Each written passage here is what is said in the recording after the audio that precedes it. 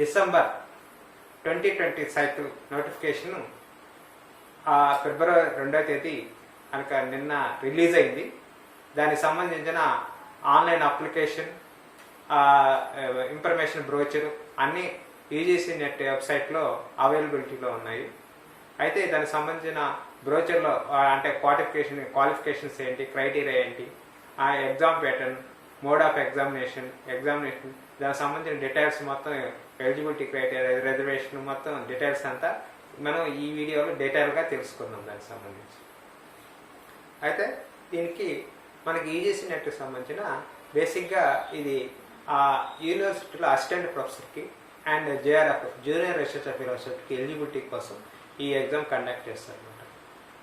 అయితే అలాగే junior research fellowship సంబంధించిన ఎలిజిబిలిటీ క్రైటీరియా, అలాగే రీసెంట్గా లాస్ట్ ఎగ్జామ్ నుంచి దీంట్లో 3 ఫెలోషిప్స్ అనమాట, నేషనల్ ఫెలోషిప్స్ ఉన్నాయి. 3 ఫెలోషిప్స్ అంటే minister of social justice and empowerment వాళ్ళది, అలాగే మినిస్టర్ ఆఫ్ మైనారిటీ అఫైర్స్ వాళ్ళవి 3 ఫెలోషిప్స్ ఉన్నాయన్నమాట.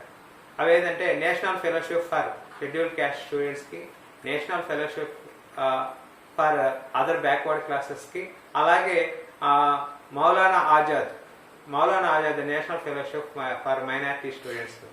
ఈ 3 ఫెలోషిప్స్ కూడా ఎలిజిబిలిటీ కావాలంటే యూజీసీ నెట్ క్వాలిఫై అవ్వాలన్నమాట. ఇది రీసెంట్గా దీంట్లో చేర్చింది అనమాట. అలాగే మోడ్ ఆఫ్ ఎగ్జామినేషన్ వచ్చేసి దీనికి సంబంధించిన సిబిటి, కంప్యూటర్ బేస్డ్ ఎగ్జామినేషన్ అనమాట, అంటే ఆన్లైన్ ఎగ్జామినేషన్ దీనికి సంబంధించి. అలాగే ఎగ్జామ్ ప్యాటర్న్ అయితే దీనికి 2 పేపర్స్ ఉంటాయి. యూజీసీ నెట్కి సంబంధించిన 2 పేపర్స్ ఉంటాయి. ఫస్ట్ పేపర్స్ వచ్చేసి టీచింగ్ అండ్ రీసెర్చ్ యాప్టిట్యూడ్ సంబంధించింది. అంటే only teaching research aptitude title, కానీ దాంట్లో ఎన్విరాన్మెంట్ అండ్ పీపుల్ సంబంధించిన హైయర్ ఎడ్యుకేషన్ గురించి, ఇండియన్ లాజిక్ గురించి, రీజనింగ్ యాప్టిట్యూడ్ సంబంధించి, అలాగే ICT computer and communication technology సంబంధించి వీటన్నిటి కూడా దాంట్లో ఇంక్లూడింగ్ అయి ఉంటాయి. అవన్నీ ఫస్ట్ పేపర్, జనరల్ పేపర్. దాంట్లో 50 క్వశ్చన్స్ ఇస్తాడు. ఒక్కోదానికి 2 ఈచ్ క్వశ్చన్ క్యారీ 2 మార్క్స్ అనమాట, అంటే టోటల్గా 100 మార్క్స్. అలాగే సెకండ్ పేపర్ వచ్చేసి సబ్జెక్ట్ పేపర్, ఏ సబ్జెక్ట్ వాళ్ళకి ఆ సబ్జెక్ట్ పేపర్ అనమాట సెకండ్ పేపర్. దానికి సంబంధించిన దాంట్లో 100 క్వశ్చన్స్ ఇస్తాడు, 200 marks. Each question carry 2 marks. Second paper 100 questions, 200 marks, టోటల్గా 300 marks. Total duration, examination duration 3 hours అనమాట. ఇంతకుముందు ఫస్ట్ పేపర్ సెకండ్ పేపర్ మధ్యన గ్యాప్ ఉండేది, ఇప్పుడు అది కంటిన్యూషన్గా ఒకే కంటిన్యూషన్ చేసేది 3 అవర్స్ కంటిన్యూషన్ అనమాట, మధ్యలో గ్యాప్ లేదు అనమాట. అలాగే నో నెగిటివ్ మార్క్స్ అనమాట.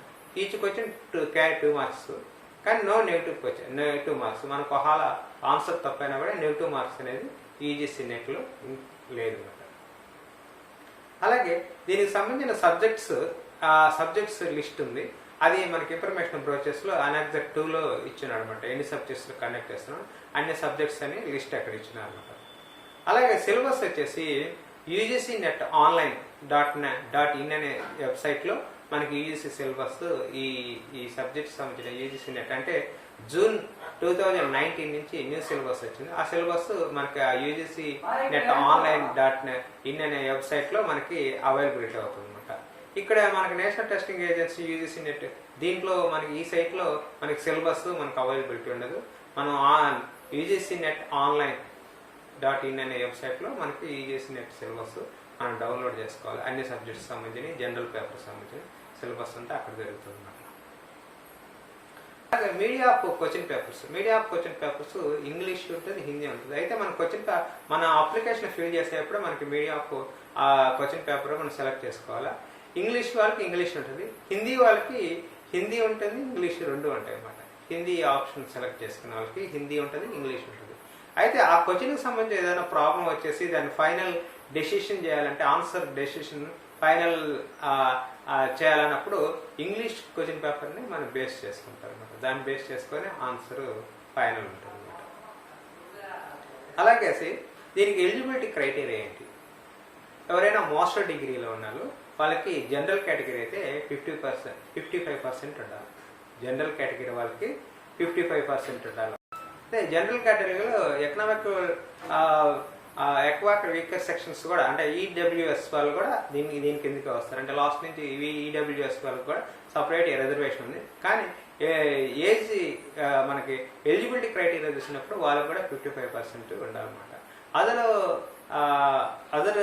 అదర్స్ అంటే ఎస్సీ ఎస్టీ ఓబీసీ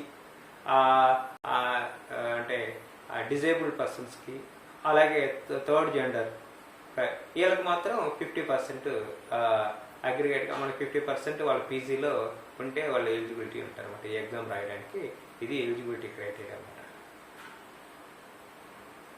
అలాగే 19 సెప్టెంబర్ 1991 ముందు పిహెచ్డి ఉన్న వాళ్ళకి మటుకు వాళ్ళకి కూడా 50% తోటి ఎలిజిబిలిటీ ఉంటుంది. 55% అవసరం లేదు వాళ్ళకి రిలాక్సేషన్ అనమాట.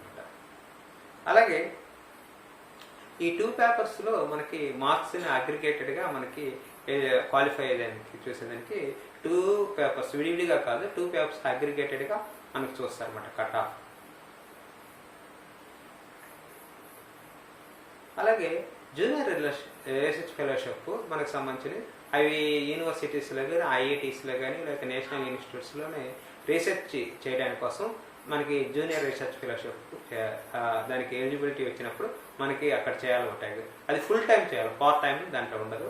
జూనియర్ రీసెర్చ్ ఫెలోషిప్ చెప్పినప్పుడు ఫుల్ టైం చేయాలి. దానికి ఫెలోషిప్ కూడా ఇస్తారు. ఆ టైంలో దాని క్రైటీరియాని బట్టి ఉంటుంది అన్నమాట. ఒక్కో యూనివర్సిటీ ఐఐటీస్ ఒక్కో రకంగా ప్రొసీజర్ ఉంటుంది అన్నమాట దానికి సెలక్షన్ సంబంధించి. దానికి రీసెర్చ్ అండ్ ఫెలోషిప్స్. అలాగే 1 జూన్ 2002 ముందు స్లెట్ కానీ సెట్ కానీ క్వాలిఫై అయిన వాళ్ళు ఈజీసీ నెట్ మళ్ళీ రాయాల్సిన అవసరం లేదు. వాళ్ళు నేషనల్ లెవెల్లో ఎక్కడైనా ఆ ఈజీసీ నెట్ ఈక్వల్గా వాళ్ళ స్లెట్ కూడా ఎలిజిబిలిటీ ఉండదు. అలాగే 1 జూన్ 2002 తర్వాత ఎవరైతే స్లెట్ కానీ నెట్ కానీ స్లెట్ క్వాలిఫై అంటారు అంటే 1 జూన్ 2002 తర్వాత ఎవరైతే స్లెట్ క్వాలిఫై అన్నారో వాళ్ళు ఈజీసీ నెట్ రాయాల్సి వస్తుంది. ఎందుకంటే వాళ్ళ క్వాలిఫికేషన్ ఆ స్లెట్ యొక్క క్వాలిఫికేషన్ వాళ్ళు ఏ స్టేట్లో అయితే ఎగ్జామ్ రాస్తున్నారో ఆ స్టేట్ వరకు మటుకే అది ఎలిజిబిలిటీ ఉంటుంది. మరి ఇప్పుడు ఆంధ్రప్రదేశ్లో స్లెట్ క్వాలిఫై అయ్యారనుకో వాళ్ళు ఇంకో దిక్కు లెక్చర్షిప్ మనం ఢిల్లీలో ఒక యూనివర్సిటీకి అప్లై చేసి లేకపోతే ఒక కాలేజీకి అప్లై చేసినప్పుడు నువ్వు ఎలిజిబిలిటీ ఉండవు అన్నమాట. దానికి కంపల్సరీ ఈజీసీ నెట్ రాయాల్సింది. అంటే ఆ 2002 ముందు వాళ్ళు అయితే ఎక్కడైనా అప్లై చేసుకోవచ్చు. ఆఫ్టర్ 2002 జూన్ తర్వాత రాసిన వాళ్ళు ఎవరైతే స్లెట్ క్వాలిఫై అయ్యారో వాళ్ళు వేరే స్టేట్స్లో ఈ లెక్చర్షిప్కి వాటికి లెక్చర్కి అసిస్టెంట్ ప్రొఫెసర్కి వాటికి అప్లై చేయాలంటే కంపల్సరీగా యూజీసీ నెట్ రాయాల్సి ఉంటుంది అన్నమాట వాళ్ళు. అలాగే ఏజ్ లిమిట్ మనకి జేఆర్ఎఫ్కి జనరల్ కేటగిరీకి 31 ఇయర్స్ అంటే ఈ డిసెంబర్ 2020 ప్రకారం ఆ జేఆర్ఎఫ్కి ఆ ఏజ్ లిమిట్ వచ్చేసి 31 ఇయర్స్ వాళ్ళు మాత్రమే లోపల ఉన్న వాళ్ళు మాత్రమే ఆ జేఆర్ఎఫ్కి ఎలిజిబిలిటీ ఉంటుంది వాళ్ళు రాసిన క్వాలిఫై. కొదవరకు అందరికీ అంటే అసిస్టెంట్ ప్రొఫెసర్ దానికి మటుకు నో ఏజ్ లిమిట్. ఏ ఏజ్ వాళ్ళైనా అసిస్టెంట్ ప్రొఫెసర్ దానికి అంటే ఈజీసీ నెట్లో అసిస్టెంట్ ప్రొఫెసర్ దానికి ఎవరైనా ఎలిజిబిలిటీ ఉంటుంది. ఈ 2 కేటగిరీస్ ఉంటాయి అన్నమాట మనకి. ఆ ఈజీసీ నెట్ క్వాలిఫై దాంట్లో జేఆర్ఎఫ్ అసిస్టెంట్ ప్రొఫెసర్ అని. అసిస్టెంట్ ప్రొఫెసర్కి ఏజ్ లిమిట్ లేదు, ఎవరైనా రాయొచ్చు, క్వాలిఫై అవ్వచ్చు. మామూలు నెట్ క్వాలిఫై అంటే అసిస్టెంట్ ప్రొఫెసర్ అనమాట. జేఆర్ఎఫ్ అంటే వాళ్ళు రీసెర్చ్ చేయడానికి కంపల్సరీగా రీసెర్చ్ చేయాలి.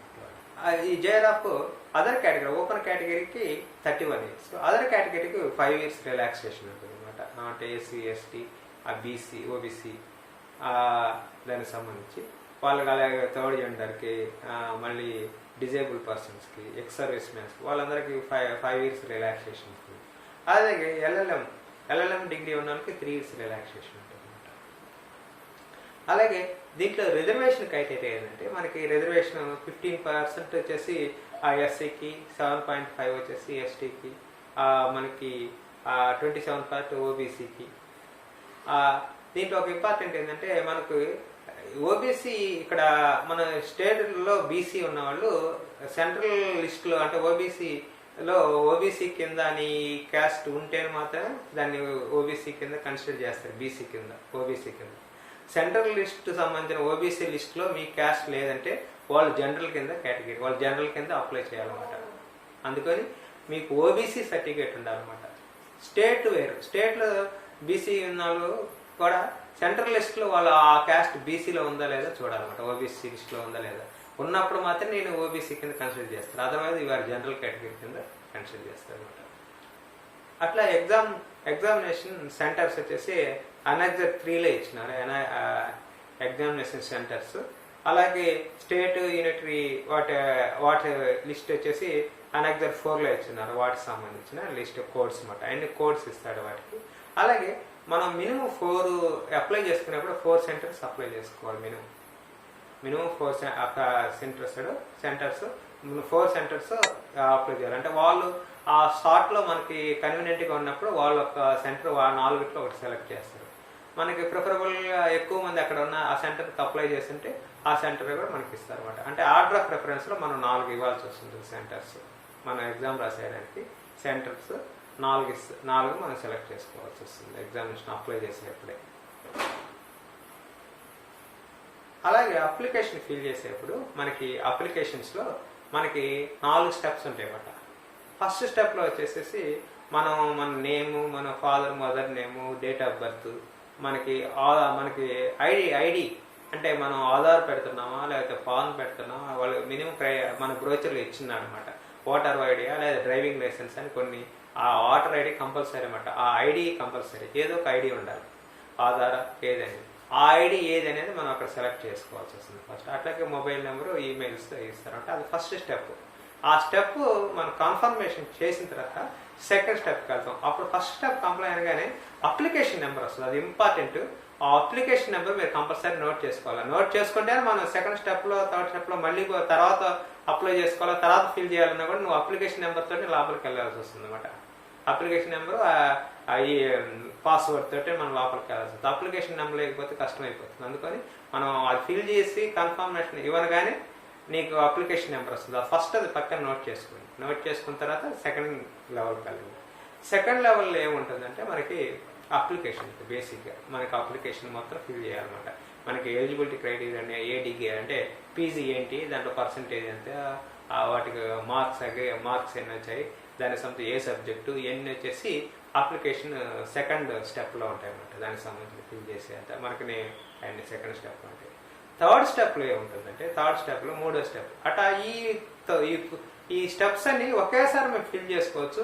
మనం లాగౌట్ అయ్యి తర్వాత కూడా మనం ఫిల్ చేసుకోవచ్చు. కానీ అది అప్లికేషన్ నెంబరు, పాస్వర్డ్ మటుకు కంపల్సరీ మనం గుర్తుపెట్టుకోవాలంట. అందుకని వచ్చేసి మనం ఫస్ట్ స్టెప్ అయిపోయిన కానీ ఆ అప్లికేషన్ నెంబరు మనం ఏదైతే పాస్వర్డ్ అవి కంపల్సరీ నోట్ చేసి పెట్టుకోవాల్సి వస్తుంది.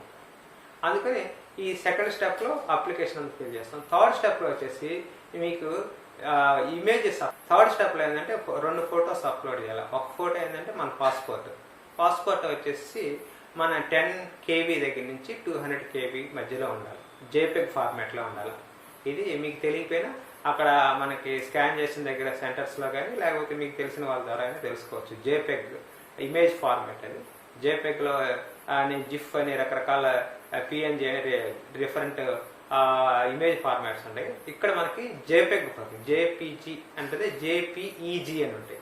జేపెగ్ ఫార్మాట్ అది 10 KB దగ్గర నుంచి 200 KB మధ్యలో ఉండాలి ఇమేజ్ సైజ్. ఆ సైజులో ఉంటేనే అప్లోడ్ తీసుకుంటుంది, లేకపోతే అప్లోడ్ తీసుకోదు.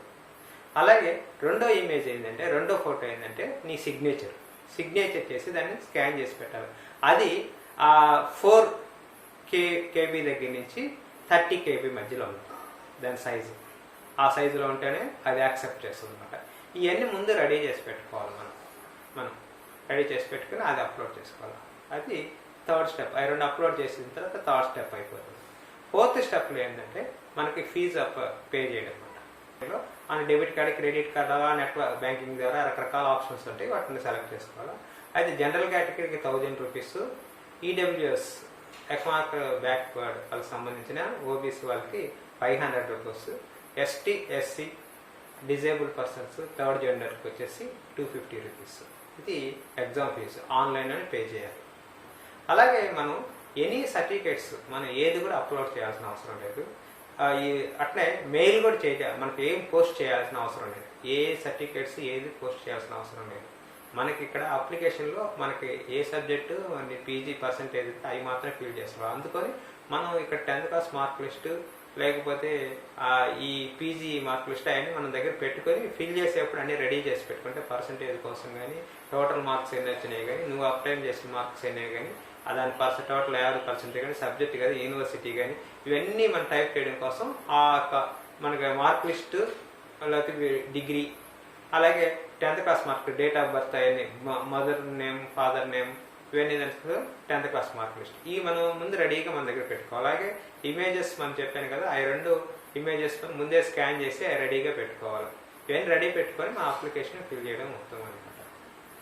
అంటే online debit card credit card అది ఉంటుంది. అట్లాగే ఓటర్ ఐడీస్ మనం ఏం పెడుతున్నాం అనేది మనం ఇప్పుడు చూసుకోవాలి. అదే రేపు ఎగ్జామ్ హాల్లో అదే ఐడి మనం తీసుకెళ్లాల్సి వస్తుంది కాబట్టి. అలాగే మనం ఇక్కడ అప్లోడ్ ఫోటో ఏం చేసాము ఇంకో ఫోటో మన ఎగ్జామ్ సెంటర్ అప్పుడు కూడా మనం వెళ్ళేప్పుడు కూడా ఒక ఫోటో తీసుకోవాల్సి వస్తుంది. అక్కడ ఆ వర్క్ షీట్ మనం పేస్ట్ చేసి దాన్ని మనం సంతకం చేయాల్సి వస్తుంది. దానికి మనకి అక్కడ కూడా ఇదే ఫోటో ఉండాలి. అందుకని ఒక ఫోటోని కంపల్సరీ ముందు పెట్టుకోవాలన్నమాట. అదే మనం ఏదైతే స్కాన్ చేస్తాం అదే ఫోటో మనం అక్కడ కూడా సెంటర్ కూడా తీసుకెళ్ళాలి. ఈ విధంగా 4 స్టెప్స్లో మనం ఫిల్ చేస్తాం అప్లికేషన్. అలాగే నెక్స్ట్ మనకి అవి ఫిల్ చేసిన తర్వాత ఎగ్జామ్ ముందు అడ్మిట్ కార్డు వస్తుంది. అడ్మిట్ కార్డు మన హాల్ టికెట్ అనేవాళ్ళు ఇంతకుముందు దీని అడ్మిట్ కార్డు అంటారు. ఈ అడ్మిట్ కార్డులో మనకి ఎగ్జామ్ డేట్ అంటే ఒక స్లాట్ డేట్స్ నేను చెప్తాను ఏ డేట్స్ జరుగుతుందని దానికి సంబంధించి ఈ ఎగ్జామ్లో ఈ సంబంధించిన అడ్మిట్ కార్డులో మన సబ్జెక్టు ఏ రోజు జరుగుతుంది టైం షిఫ్ట్ ఏ షిఫ్ట్లో జరుగుతుంది దాని డేటు సెంటర్ అని దాంట్లో అడ్మిట్ కార్డులో వస్తుంది. అడ్మిట్ కార్డ్ ఎగ్జామ్ రాసిన తర్వాత మనకి రిజల్ట్ ఇచ్చేప్పుడు ప్రొవిజనల్ కీ ఇస్తాడు. ఫస్ట్ ప్రొవిజనల్ కీ ఇస్తాడు. ప్రొవిజనల్ కీ ఇచ్చిన తర్వాత దాంట్లో ఏమైనా మిస్టేక్స్ ఉంటే మనం ఛాలెంజ్ చేయొచ్చు. అంటే ఈచ్ క్వశ్చన్కి 1000 రూపీస్ పే చేసేసి ఆన్లైన్లో అప్లై చేసేసి ఛాలెంజ్ చేయొచ్చు. దాన్ని ఇష్యూ మనం దానికి సంబంధించిన ప్రూఫ్లతోటి మనం చూసుకొని ఆ ప్రూఫ్లు కూడా మనం పెట్టాల్సి వస్తుంది. చూస్తే మనకి అది కానీ కరెక్ట్ అయితే మనకి మన అమౌంట్ మనకి ఇచ్చేస్తారు, రిటర్న్ ఇస్తారు. అలా కానప్పుడు మనకి రిటర్న్ రాదన్నమాట. అందుకే అది ఎగ్జామినేషన్ ఛాలెంజ్. అప్పుడు ఫైనల్ కీ ఇచ్చేసి రిజల్ట్ అనౌన్స్ చేస్తుంది అనమాట. అయితే రిజల్ట్స్ అనౌన్స్ చేసినప్పుడు మనకి టాప్ 60% అంటే ఆ కట్ ఆఫ్ ఎలా తీస్తారంటే అగ్రిగేటెడ్గా ఫస్ట్ పేపర్కి సెకండ్ పేపర్ అగ్రిగేటెడ్గా రిజల్ట్ అగ్రిగేటెడ్గా పర్సంటేజ్ చూస్తాడు. అది కట్ ఆఫ్ ఉంటుంది ఒక్కో రకంగా. అయితే ఏ సబ్జెక్ట్లో కూడా 6% టాప్ 6%ని వాళ్ళని క్వాలిఫై కింద సెలెక్ట్ చేస్తారు అనమాట.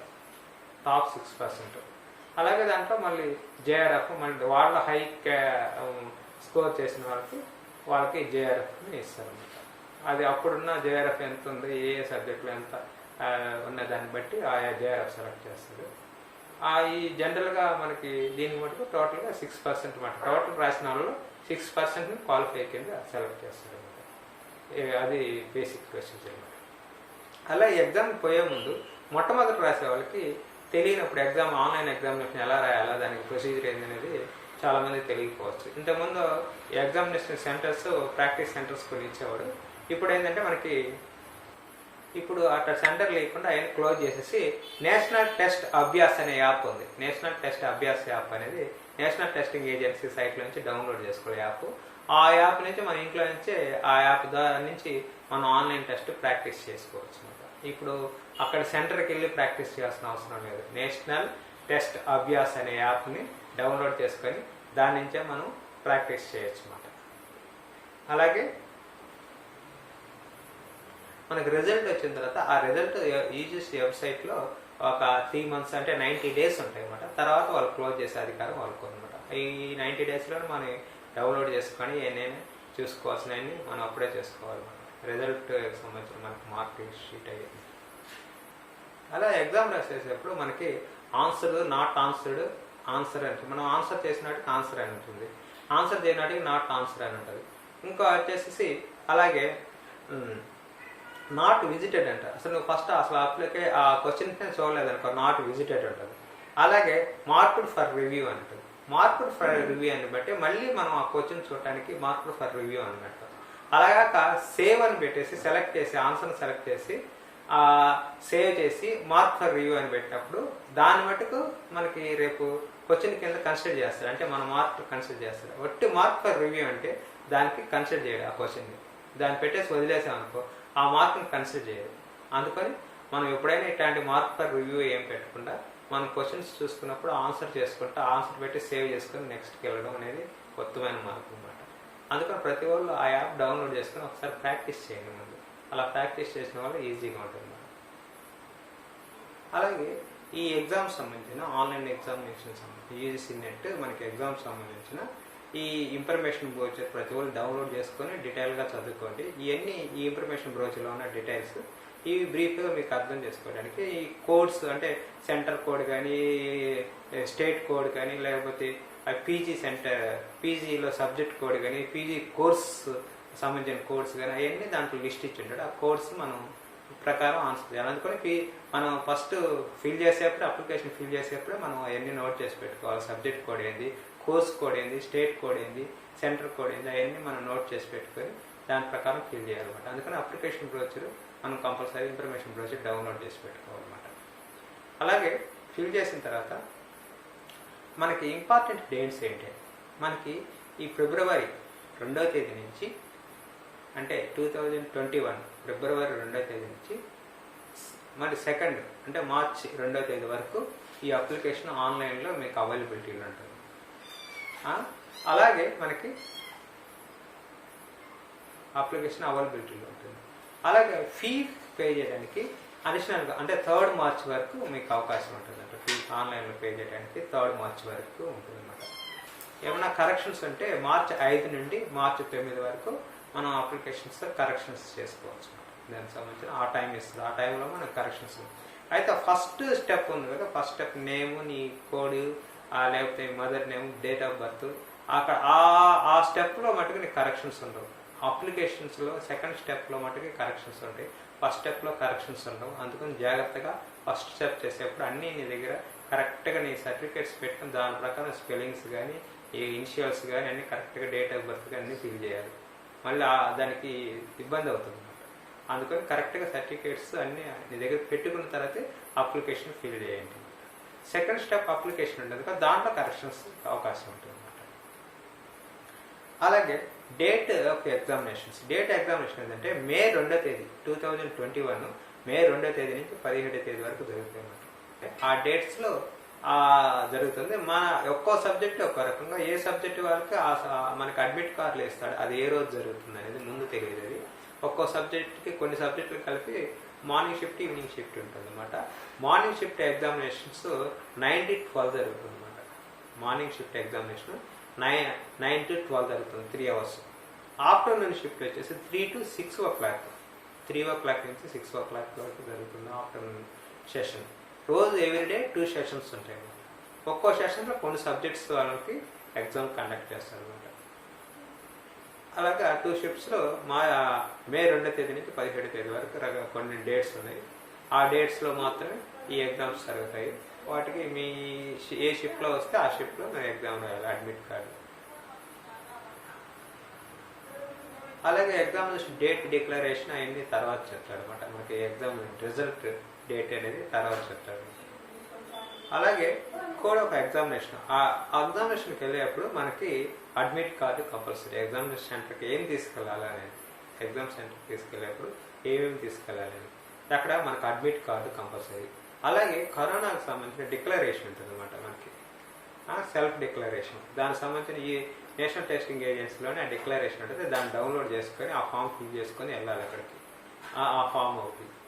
అలాగే వచ్చేసి పెన్ను, అడిషనల్ ఫోటో, అంటే మనం ఏ ఫోటో స్కాన్ చేసి అప్లోడ్ చేసాం అప్లికేషన్, ఆ అప్లికేషన్ ఒక ఫోటో తీసుకెళ్ళాలి. అలాగే శానిటైజర్, వాటర్ బాటిల్, ఇంకెవరైనా డయాబెటీస్ ఉంటే వాళ్ళకి టాబ్లెట్స్, వాళ్ళ ఫుడ్ అది కొంత వాళ్ళకి పర్మిషన్స్ ఉన్నాయన్నమాట వాళ్ళకి. ఇంకా అదర్ ఎనీ ఐటమ్స్ లోపలికి అలౌ చేయరన్నమాట. అందుకని మనకు పోయేప్పుడు జాగ్రత్తగా ఫోటో మర్చిపోకుండా ఆ అడ్మిట్ కార్డు డిక్లరేషన్ అయ్యింది కంపల్సరీ మనం తీసుకెళ్ళాలన్నమాట ఎగ్జామ్కి వెళ్ళాక. ఇవి ఇంపార్టెంట్ డేట్స్, ఇంపార్టెంట్ ఇన్ఫర్మేషన్ దానికి సంబంధించిన యూజీసీ నెట్ డిసెంబర్ 2020 సైకిల్కి సంబంధించి. ఇది మే లో ఈ మే 2021లో జరుగుతుంది ఎగ్జామినేషన్. దానికి సంబంధించిన ఇన్ఫర్మేషన్ బ్రోచర్. ఫైనల్గా మీరు యూజీసీ నెట్ సైట్కి వెళ్ళేసి దాని ఇన్ఫర్మేషన్ డౌన్లోడ్ చేసుకొని దాన్ని ఒకసారి చదివి దాని కోడ్స్ అవన్నీ కరెక్ట్గా నోట్ చేసుకొని దాని ప్రకారం అప్లికేషన్ ఫిల్ చేసి ఎగ్జామ్కి ప్రిపేర్ అవుతారని కోరుతున్నాను. Thank you.